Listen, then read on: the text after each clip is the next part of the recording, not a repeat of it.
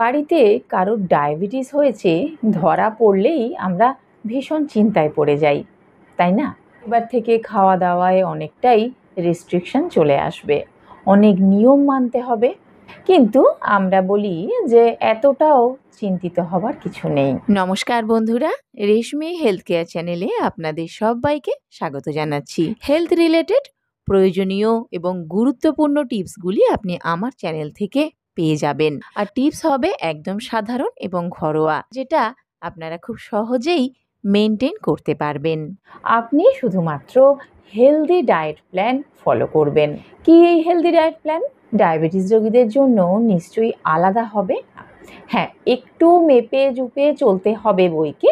দেখুন, আমরা আমাদের দৈনন্দিন যে খাবারগুলো সেটাকে মোটামুটি 3 ভাগে ভাগ করছি।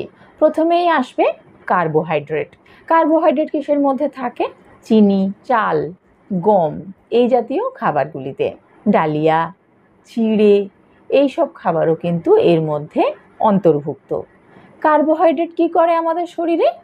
এনার্জি সাপ্লাই করে, ক্যালোরি দেয়। ফলে আপনি বুঝতেই পাচ্ছেন যে এই সমস্ত খাবারগুলোর পিছনে আমাদের শরীরের ওজন নিয়ন্ত্রণ করাটা কিন্তু অনেকটাই নির্ভর করে আছে। আপনি যখন কার্বোহাইড্রেট জাতীয় খাবার খাবেন, সেগুলো খুব তাড়াতাড়ি শরীরের মধ্যে গিয়ে ভেঙে যায়, খুব তাড়াতাড়ি হজম হয়ে যায়, আবার খিদে পায়। এইখানেই কিন্তু আপনাকে মনে রাখতে হবে, যারা ডায়াবেটিসে আক্রান্ত এই জায়গাটাতে তাদের কিন্তু সতর্ক থাকতে হবে। বারে বারে খিদে পেয়ে গেলেই টুকটাক কিছু খাওয়া চলবে না। এরপরে যে খাবারের কথাটা বলবো সেটা হচ্ছে প্রোটিন জাতীয় খাবার। প্রোটিন আমাদের শরীরে কি করে? মূলত মাসেলস বা মাংসপেশিগুলিকে বিল্ড আপ করে। এই প্রোটিন জাতীয় খাবারও কিন্তু আমাদের খেতে হবে একটু বুঝে। প্রোটিন কিসে আছে?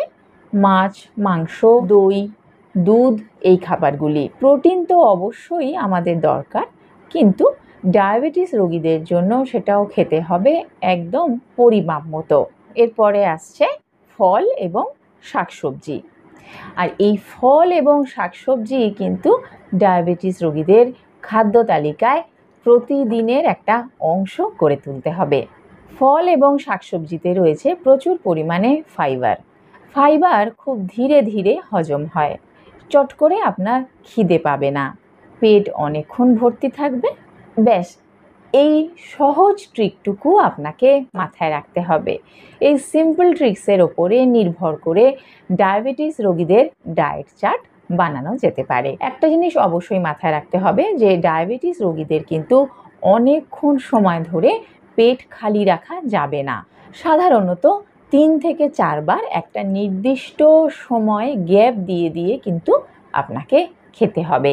ধরুন, সকালবেলা উঠে আপনার চা খাওয়ার অভ্যাস, চায়ের সঙ্গে অবশ্যই একটু বিস্কুট লাগে। চেষ্টা করুন বিস্কুট জাতীয় খাবার কিন্তু না খেতে, কারণ এইগুলোর মধ্যেও কিন্তু একটা হিডেন ক্যালোরিজ থাকছে। সেক্ষেত্রে যদি বিস্কুট আপনাকে খেতেই হয়, আপনি একটা বা দুটো, এর বেশি খাবেন না। এরপরে আসি ব্রেকফাস্টে। ব্রেকফাস্ট সাধারণত 9টা বা তার আশেপাশের সময়ের মধ্যে করে নিতে হবে। ব্রেকফাস্টে যদি রুটি তরকারি খান তাহলে তো ভালোই, কারণ আপনাকে চেষ্টা করতে হবে প্রত্যেকটা সময় বা প্রত্যেকটা মিলের মধ্যেই অবশ্যই যেন বেশ কিছু পরিমাণে শাকসবজি, ফল এবং সালাড থাকে। তো ব্রেকফাস্টে যদি আপনি রুটি তরকারি খাচ্ছেন, তাহলে এর সঙ্গেই অনেকটা সবজি আপনার শরীরে পৌঁছচ্ছে।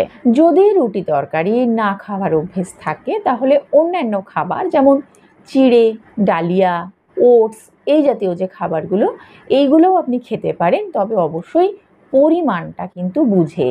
চিড়ে বা ডালিয়া এই জাতীয় খাবার যখন বানাবেন, ধরুন চিড়ের পোলাও, ডালিয়ার খিচুড়ি বা সুজির উপমা এই জাতীয় খাবারগুলো যখন বানাবেন, চেষ্টা করবেন সিজনে যে সবজিগুলি পাওয়া যায় সেই সবজিগুলি দিয়ে রান্নাটা করতে। এক্ষেত্রে রান্নাটা আপনি এমনভাবে করবেন যেখানে সবজির পরিমাণটা থাকবে বেশি। সেক্ষেত্রে আপনার শরীরে কার্বোহাইড্রেটটা কম যাচ্ছে, ফাইবারটা বেশি যাচ্ছে। ধরুন আপনি 9টার মধ্যে যদি ব্রেকফাস্ট করে নিয়েছেন, তো 11টা 11:30 নাগাদ আপনার একটু খিদে পেতেই পারে। সেক্ষেত্রে আপনি স্যালাড খেতে পারেন, ভেজানো ছোলা এই জাতীয় খাবার, একটু মুড়ি বা শুধু শসা এইরকম জাতীয় খাবার খেতে পারেন, বা একটা ফলও খেতে পারেন। লাঞ্চ 12:30 থেকে 1টার মধ্যে করে নিলেন। লাঞ্চের ক্ষেত্রেও সেই একই কথাই ঘুরে ফিরে আসবে যে ভাত খাবেন অথবা ভাত রুটি দুটো মিশিয়ে খাবেন। ডাল, শাকসবজি এবং স্যালাডের পরিমাণটা বাড়িয়ে দেবেন। তাতে আপনার শরীরে ফাইবার পৌঁছবে অনেকটাই বেশি, পেট ভর্তি থাকবে অনেকক্ষণ। ইভিনিং স্ন্যাক্স যদি আপনার অভ্যেস থাকে তাহলে সেক্ষেত্রেও আপনি একটু কৌশলে কোনো খাবার নির্বাচন করবেন। কোনো রকম ভাজাভুজি জাতীয় খাবার এই সময়ে খাওয়া যাবে না। শুকনো খোলায় ভাজা, বালিতে ভাজা ছোলা, বাদাম, চাল ভাজা, মুড়ি ভাজা এইগুলো কিন্তু খেতে পারেন।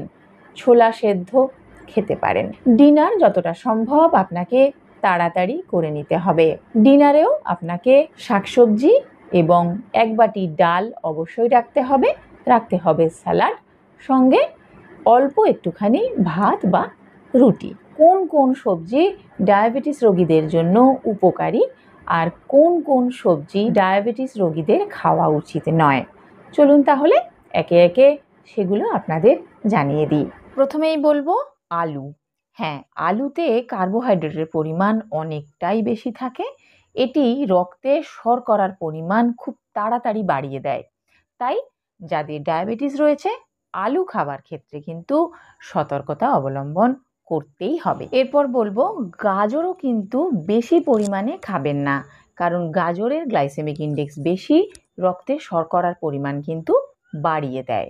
কড়াইশুঁটিতেও কার্বোহাইড্রেটের পরিমাণ বেশ বেশি থাকে, তাই ডায়াবেটিস রোগীরা কড়াইশুঁটি কিন্তু বুঝে শুনে খাবেন। গ্লাইসেমিক ইন্ডেক্স বেশি হওয়ার কারণে ডায়াবেটিস রোগীদের ভুট্টা খাওয়া উচিত নয়। তারপরে বলি শালগম। শালগমে কিন্তু কার্বোহাইড্রেটের পরিমাণ বেশ বেশি থাকে, তাই যারা সুগারের পেশেন্ট শালগম খাওয়া থেকে চেষ্টা করুন বিরত থাকতে। গ্লাইসেমিক ইন্ডেক্স বেশি হওয়ার কারণে বিট খাওয়া সুগার রোগীদের উচিত নয়। কুমড়োতে কিন্তু কার্বোহাইড্রেটের পরিমাণ বেশ বেশি, তাই যাদের ডায়াবেটিস রয়েছে কুমড়ো খাওয়া বিরত থাকুন।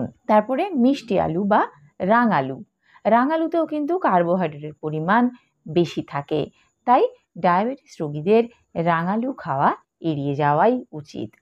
কচুও কিন্তু কার্বোহাইড্রেটের পরিমাণ বেশি থাকে। মাটির তলার সবজি যে ডায়াবেটিস রোগীদের চলে না, এটা আমরা এতদিনে মোটামুটি জেনে গেছি, এবং কচুও ডায়াবেটিস রোগীদের অবশ্যই এড়িয়ে যাওয়া উচিত। তাহলে এরপর বলবো যে উপকারী সবজি কোনগুলো, কোন কোন সবজিগুলি ডায়াবেটিস রোগীরা নিশ্চিন্তে খেতে পারবেন। তার মধ্যে প্রথমেই বলবো পালং শাক, বাঁধাকপি, ফুলকপি, ব্রকলি, শসা, টমেটো, বেগুন, মাশরুম, পটল, ঝিঙে, উচ্ছে, করলা, ঢেঁড়স, টমেটো ইত্যাদি সবজিগুলি কিন্তু ডায়াবেটিস রোগীদের জন্য ভীষণভাবে উপকারী। এবার ডায়াবেটিস রোগীদের জন্য একেবারে আদর্শ কয়েকটি টিপস। প্রথমেই বলবো ডায়াবেটিস রোগীরা কিন্তু নিয়মিত ব্লাড সুগার পরীক্ষা করান, ব্লাড প্রেশারও সাথে সাথে পরীক্ষা করিয়ে নেবেন। তারপরে বলবো বেশি করে ফাইবারযুক্ত খাবার খেতে হবে। অতিরিক্ত ভাজাভুজি জাতীয় খাবার, সফট ড্রিঙ্কস ইত্যাদি এড়িয়ে চলতে হবে। বিভিন্ন রকম প্রক্রিয়াজাত খাবার বা প্যাকেট জাতীয় খাবার, সেমি কুকড ফুড অ্যাভয়েড করে চলুন। ভাজাভুজি, মিষ্টি, চিনি এইসব তো অ্যাভয়েড করতেই হবে। মনে রাখবেন যেগুলো সেমি কুকড ফুড, প্যাকেটজাত খাবার, চিপস ইত্যাদি খাবার যতটা সম্ভব না খাবার চেষ্টা করুন। ব্যায়াম আমাদের প্রত্যেকের শরীরের জন্যই আদর্শ, ডায়াবেটিস রোগীদের জন্য তো ব্যায়াম একদম অপরিহার্য। কোন কোন ব্যায়াম আপনার শরীরের জন্য আদর্শ তার জন্য আপনার ডাক্তারবাবুর সঙ্গে পরামর্শ করে নিন এবং নিয়মিত এক্সারসাইজ করা শুরু করুন। আপনার শরীরের জন্য কোন ডায়েট উপযুক্ত সেইটা যদি আরও বিশদে জানতে হয় তাহলে একজন ভালো ডায়েটিশিয়ানের পরামর্শ নিয়ে নিন। কারণ হতেই পারে ডায়াবেটিস ছাড়াও আগে থেকেই অন্য কোনো শারীরিক সমস্যা রয়েছে। সেক্ষেত্রে কোন কোন খাবারগুলি আপনার জন্য উপযুক্ত আর কোন কোন খাবারগুলি আপনার জন্য উপযুক্ত নয় সেটা কিন্তু আপনার শরীরের প্রয়োজনীয় চেকআপগুলি করার পরেই আপনার ডায়েটিশিয়ান বলতে পারবেন। আশা করি ভিডিওটি আপনাদের উপকারে লেগেছে। আপনার পরিচিত এবং বন্ধুবান্ধবদের মধ্যেও ভিডিওটি শেয়ার করে দিন, যাতে সকলেই এই ভিডিওটির মাধ্যমে উপকৃত হতে পারেন। ভালো লাগলে একটি লাইক অবশ্যই দেবেন। চ্যানেলটি সাবস্ক্রাইব করে পাশে থাকা বেল আইকনটি ক্লিক করে দেবেন। নমস্কার।